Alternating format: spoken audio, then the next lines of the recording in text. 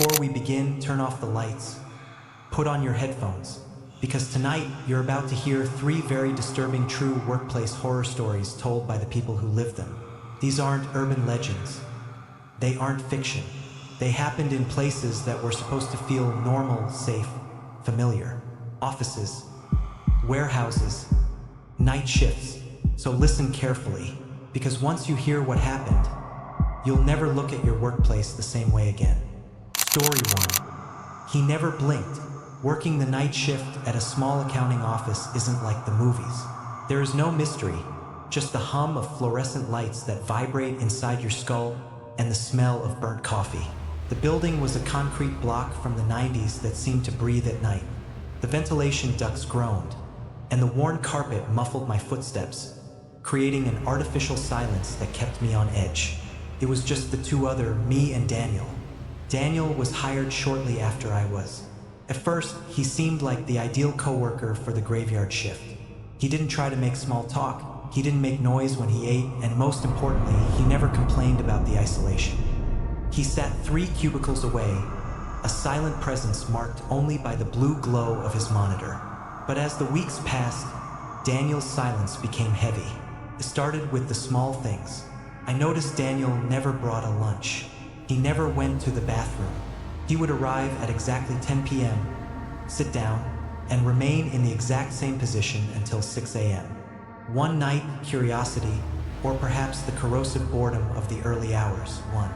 I needed a stapler, and mine had gone missing. I stood up and walked over to his desk. Daniel was static. His shoulders didn't rise or fall with his breath. His fingers rested on the keyboard, but the keys never made that characteristic clicking sound of typing. I called out, "Daniel, do you have a spare stapler?" He didn't respond immediately. It took about 10 seconds for him to react. And it wasn't a startle or a quick turn. It was a mechanical movement, as if his neck were operating on gears that needed oil. He looked at me. His eyes were dull, devoid of any vital spark. And that's when the cold ran down my spine. He didn't blink. I counted the seconds in my mind as he stared at me. 10, 20, 30. No tears, no movement of the eyelids. He simply pointed to a drawer without saying a word. I took the stapler and practically ran back to my desk. The night of the final incident was the coldest of the year. At 2:17 a.m., the silence in the office was so absolute I could hear my own heartbeat. Fatigue was blurring my vision, so I decided to go to the break room for more caffeine. To get to the break room, I had to walk directly behind Daniel's chair. He was there in his usual pose, but as I passed, the glow from his monitor caught my peripheral vision. It wasn't tax spreadsheets. It wasn't balance sheets. It was 8 squares on the screen showing security camera footage in real time. One showed the empty parking lot. Another showed the main entrance. But the 4 largest squares showed the interior of our office. I felt a punch in my gut when I identified what I was seeing. The main camera showed my desk. The angle was from behind. In the image, I could see myself, or rather, the chair where I had been sitting 10 seconds ago. I was watching a video of myself in real time. I froze. My feet felt glued to the carpet. The Daniel on the screen in the camera image began to move. And in perfect synchronization, the real Daniel, sitting in front of me, began to turn his chair. Slowly, inch by inch. When he finally faced me, the light from the monitor illuminated his face in a grotesque way. His eyelids were still wide open, revealing the excessive white of his eyes. And then he smiled. It wasn't a human smile. It was a stretching of the skin, excessive, showing teeth that seemed too large for his mouth. "You take too much sugar in your coffee," he whispered. His voice sounded like sandpaper on wood. I didn't wait. I ran. The next day, I went to HR, trembling, ready to quit or demand they call the police. The HR director, a serious woman named Marcia, listened to me with an expression that shifted from confusion to absolute horror. "What are you talking about?" she asked. "Daniel? Daniel Ferreira?" "Yes, the guy who works the night shift with me. He was spying on me." Marcia opened a file on her computer and turned the monitor toward me. It was Daniel's photo. The same pale face, the same hollow expression. "That's impossible," she said, her voice failing. "Daniel was fired 3 weeks ago. He had a psychotic break in the middle of the office. He never returned his badge, but the external security cameras show he hasn't entered the building since then. His login was deactivated the day he was let go. But I saw him every night," I screamed. "He was there yesterday." We called security to review the internal footage. What we saw made me sick. The footage showed me sitting at my desk working, and 3 cubicles back, Daniel's desk was completely empty. There was no one there. In the video, I was seen talking to nothing, taking a stapler from a drawer that opened by itself, and at 2:17 a.m., stopping behind an empty chair, staring at a monitor that, in the camera images, was turned off. But in the reflection of the window behind the empty desk, I saw it, for just one frame before the camera panned away. Daniel's reflection, sitting, smiling, and he still wasn't blinking. Story 2.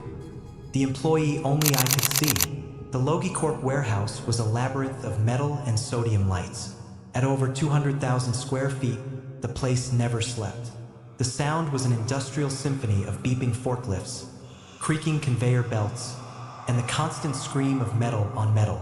We were hundreds of worker ants in reflective vests, moving boxes from one side to the other under the dictatorship of the time clock. In the middle of this crowd, there was him. I saw him every morning, precisely at 7:15 in hallway C14, the path leading from the locker rooms to the sorting area. He was a tall man, with slightly slumped shoulders and skin so pale it looked almost translucent under the yellowish lamps. What caught my attention most, besides his sickly paleness, was his uniform. LogiCorp had changed the uniform design to navy blue with neon stripes 5 years ago. But this man wore the old model, a heavy mouse gray fabric with the logo embroidered in red thread, a design that stopped being manufactured before I was even hired. The first few times, I just nodded.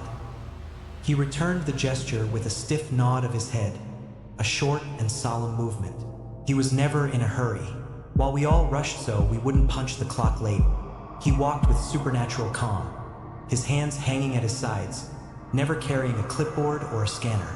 One morning, while having a quick coffee before the shift started, I mentioned him to Bet, a veteran who had worked there since the opening.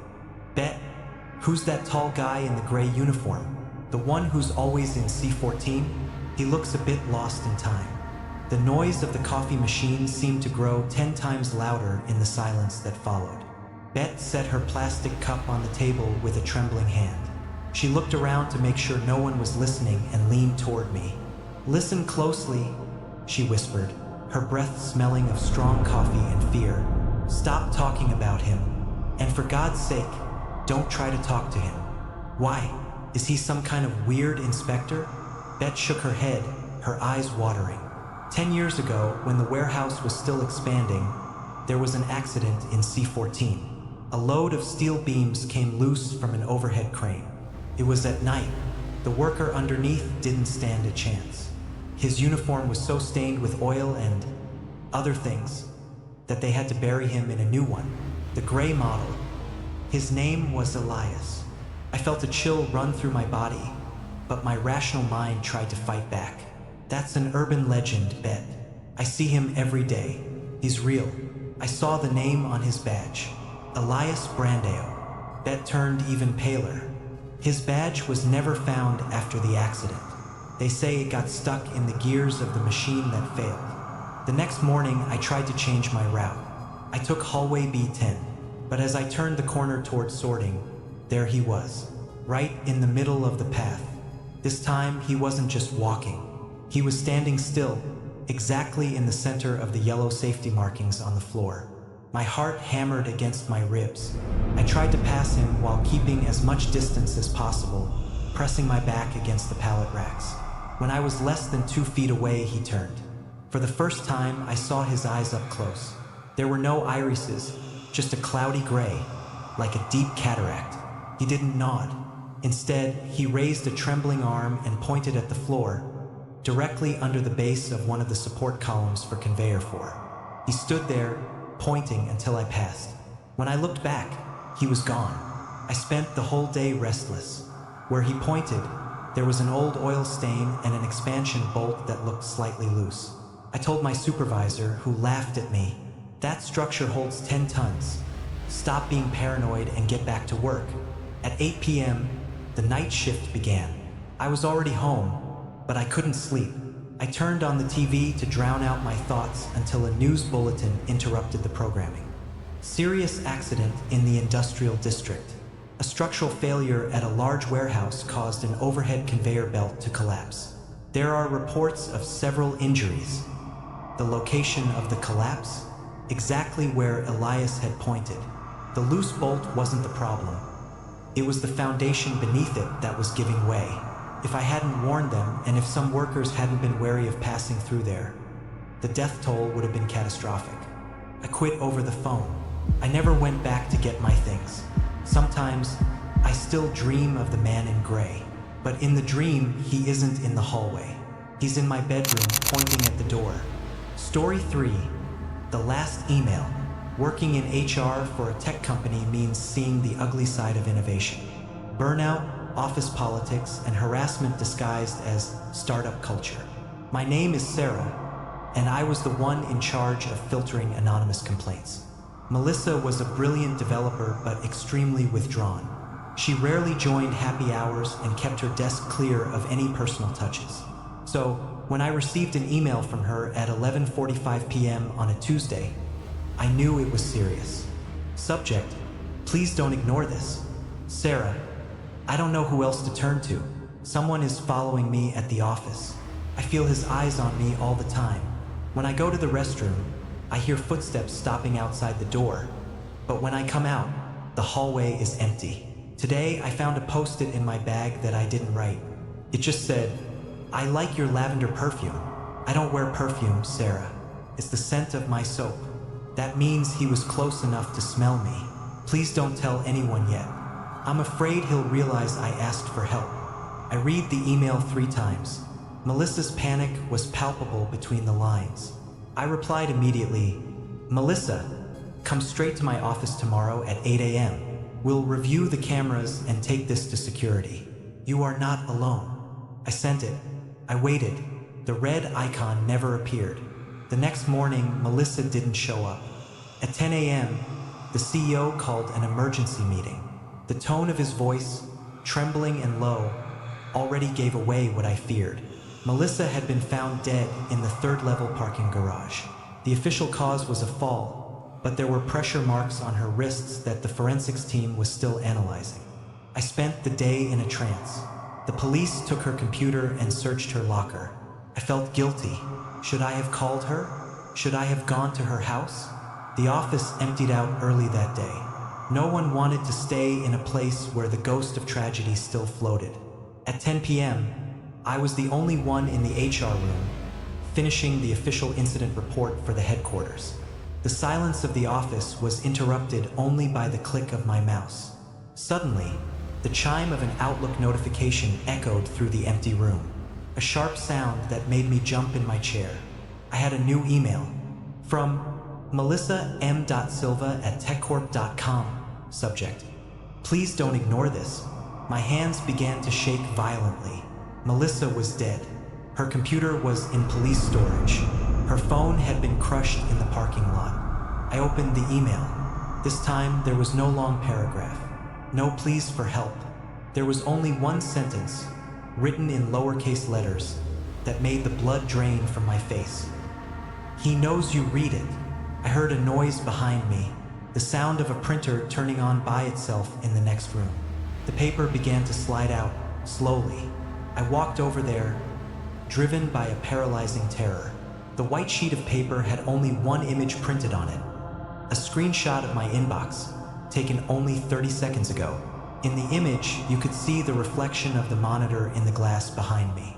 And in the reflection, there was a figure standing in my doorway. A man I had never seen wearing a visitor badge. I turned around quickly. The door was open. The hallway was dark.